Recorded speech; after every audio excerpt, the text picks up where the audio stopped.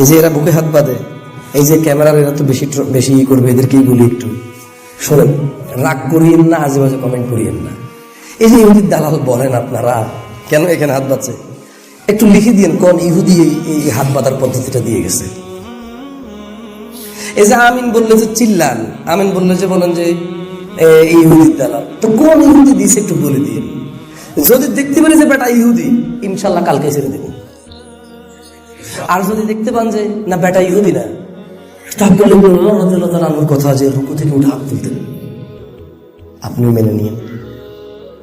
সত্য গ্রহণে কোনো অহংকার নাই। আপনি জানেন না এর মানে এই নয় যে জিনিস নাই।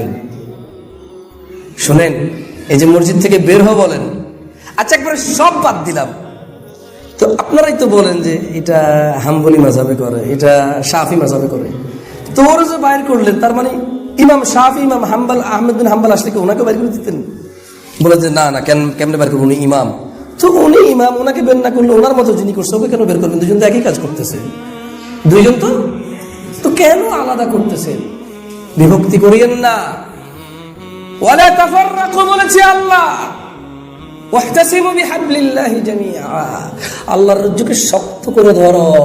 ওয়ালা তাফাররাকু, বিভক্ত হও না।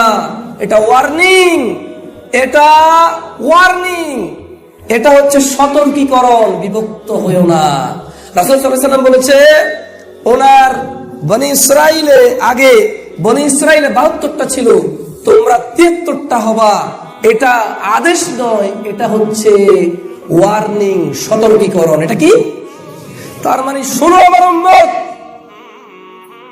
বনি ইসরাইলে 72টা দল বিভক্ত হয়েছিল, আমার উম্মত 73টা হবে। খবরদার, একটাই থাকবা, আল্লাহর রজ্জুকে শক্ত করে ধরবা, আলাদা হইও না।